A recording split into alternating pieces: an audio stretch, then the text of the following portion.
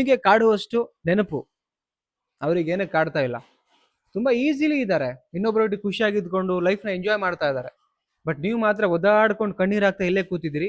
ನಿಮಗೆ ತುಂಬಾ ನೆನಪು ಕಾಡ್ತಿದೆ ಅವ್ರದ್ದು, ಅವ್ರಿಗೇನು ನೆನಪು ಕಾಡ್ತಿರಲ್ಲ. ಯಾಕೆ?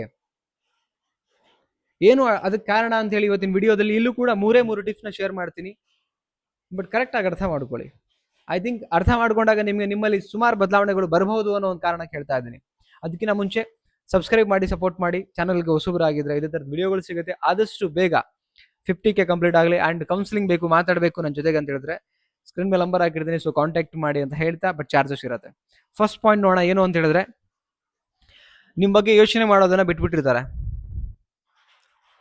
ನಿಮಗೆ ತುಂಬಾ ಕಾಡ್ತಿರ್ತಾರೆ ಅವ್ರು. ಆಕ್ಚುಲಿ ನೆನಪಿಗೆ ಬಂದು ಬಂದು ಬಂದು ಡಿಪ್ರೆಷನ್ ಮೋಡ್ ಹೋಗಿರ್ತೀರಿ. ಅವರು ನೆನಪು, ನಿನ್ನೆ ಹಂಗಿದ್ರು, ಅವಾಗ ಹಾಗಿದ್ರು, ನಾಳೆಯಿಂದ ಇರಲ್ಲ ಅವರು.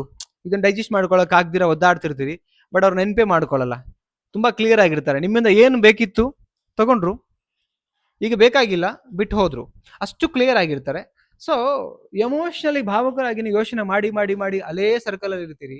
ಪ್ರಾಕ್ಟಿಕಲ್ ಆಗಿ ಥಿಂಕ್ ಮಾಡಿ ಲೈಫಲ್ಲಿ ಮುಂದೆ ಹೋಗ್ಬಿಟ್ಟಿರ್ತಾರೆ. ನಿಮ್ ಬಗ್ಗೆ ಯೋಚನೆ ಕೂಡ ಮಾಡಲ್ಲ. ನೆಕ್ಸ್ಟ್ ಯಾರೊಟ್ಟಿಗಿದ್ದಾರೆ ಅವರೊಟ್ಟಿಗೆ ಯೋಚನೆ ಮಾಡ್ತಾ ಬದುಕ್ತಾರೆ ಇದ್ದಾರೆ.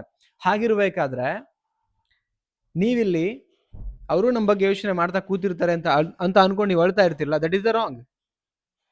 ನಿಮ್ಗೂ ಅವ್ರಿಗೂ ಡಿಫರೆನ್ಸ್ ಹೇಳ್ತಾ ಇದ್ದೀನಿ ನಾನು. ಅವ್ರು ಯೋಚನೆ ಮಾಡಲ್ಲ. ಫಸ್ಟ್ ಥಿಂಗ್ ಇದು ಆಕ್ಚುಲಿ. ಓಕೆ. ಅಂಡ್ ನೆಕ್ಸ್ಟ್ ಬಂದು ಏನಂತ ಹೇಳಿದ್ರೆ, ನೀವು ಮುಗ್ದೋದ ಅಧ್ಯಾಯ ಅವರ ಪಾಲಿಗೆ. You are a past. ಅವ್ರು ಹೆಂಗ್ ಥಿಂಕ್ ಮಾಡ್ತಾರೆ ಅಂತ ಹೇಳಿದ್ರೆ, ಮುಗ್ದೋಗಿರ್ತಕ್ಕಂಥ ಚಾಪ್ಟರ್ ಲೈಫಲ್ಲಿ ಪಾಸ್ಟು, ಹಿಂದಿನದು, ಹಳೆಯದು, ಸತ್ತು ಹೋಗಿರೋದು ಮತ್ತೆಂದೂ ಬರ್ಲಿಕ್ಕೆ ಸಾಧ್ಯ ಇಲ್ಲ. ಮುಗ್ದು ಹೋಗಿರೋ ಅಧ್ಯಾಯ ಇದೆ ಆಕ್ಚುಲಿ ಲೈಫಲ್ಲಿ. ಮತ್ತೆಂದೂ ನನ್ನ ಲೈಫಲ್ಲಿ ಹೊಸದಾಗಿ ಮತ್ತೆ ಬರ್ಲಿಕ್ಕೆ ಸಾಧ್ಯ ಇಲ್ಲ. ಇದು ಮುಗ್ದು ಹೋಗಿರೋದ್ರ ಬಗ್ಗೆ ನಾನು ಯಾವುದೇ ಕಾರಣ ಯೋಚನೆ ಕೂಡ ಮಾಡಬಾರ್ದು ಅನ್ನೋದು ಅವ್ರ ಯೋಚನೆ.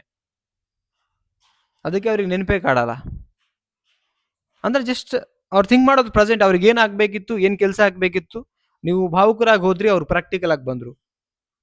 ಯಾರ್ದು ತಪ್ಪು ಯಾರ್ದು ಸರಿ ಅಂತ ಈ ವಿಡಿಯೋದಲ್ಲಿ ಮಾತಾಡ್ತಾ ಇಲ್ಲ ನಾನು. ಯಾಕೆ ಅವರು ಕಣ್ಣೀರ್ ಹಾಕಲ್ಲ, ಅವ್ರಿಗೆ ಯೋಚನೆ ಬರಲ್ಲ, ಅಥವಾ ಅವ್ರಿಗೆ ಕಾಡಲ್ಲ ನೆನಪು ಅನ್ನೋದಕ್ಕೆ ಹೇಳ್ತಾ, ಅವ್ರ ಮೆಂಟಾಲಿಟಿ ಹೇಗಿರುತ್ತೆ ಅನ್ನೋದನ್ನ ಹೇಳ್ತಾ ಇದ್ದೀನಿ ನಾನು. ಓಕೆ. ಸೊ ನೆಕ್ಸ್ಟ್ ಪಾಯಿಂಟ್ ನೋಡೋದಾದ್ರೆ ವೆರಿ ಶಾರ್ಟ್ ಆಗಿ ಹೇಳ್ತಾ ಇದ್ದೀನಿ ನಾನು.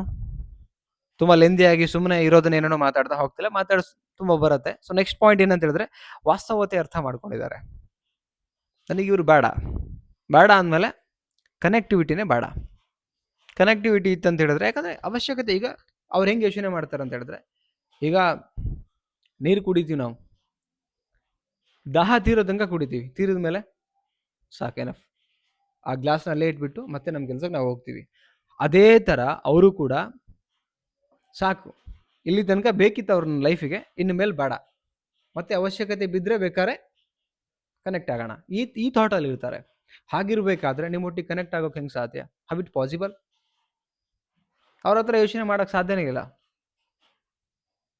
ಸೊ ಅದಕ್ಕೆ ಹೇಳ್ತಾ ಇದ್ದೀನಿ. ಸೊ ನೀವು ವಿನಾಕಾರಣ ಏನೇನೋ ಅಂದ್ಕೊಂಡು ನಿಮ್ಮ ಲೈಫಲ್ಲಿ ಕಣ್ಣೀರಾಗ್ತಾ, ಅದೇ ಮೋಡಲ್ಲಿ ಕೂತ್ಕೊಳ್ತಾ, ಅದೇ ಡಿಪ್ರೆಷನಲ್ಲಿ ಕೂತ್ಕೊಳ್ತಾ ಲೈಫ್ನ ಹಾಳು ಮಾಡ್ಕೋಬೇಡಿ ನನ್ನ ಪ್ರಕಾರ. ಏನಕ್ಕೆ ಅಂದರೆ ಲೈಫ್ ತುಂಬ ಕಲರ್ಫುಲ್ ಆಗಿದೆ, ಬ್ಯೂಟಿಫುಲ್ ಆಗಿದೆ.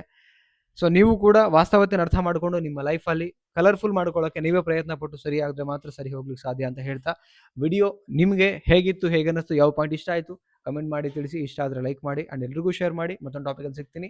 ಆ್ಯಂಡ್ ಇನ್ಸ್ಟಾದಲ್ಲಿ ಫಾಲೋ ಮಾಡಿ, ಯೂಟ್ಯೂಬಲ್ಲಿ ಸಬ್ಸ್ಕ್ರೈಬ್ ಮಾಡ್ಕೊಳ್ಳಿ, ಫೇಸ್ಬುಕ್ಕಲ್ಲಿ ಫಾಲೋ ಮಾಡಿ. ಮತ್ತೊಂದು ಟಾಪಿಕಲ್ಲಿ ಸಿಗೋಣ. Thank you so much. Bye.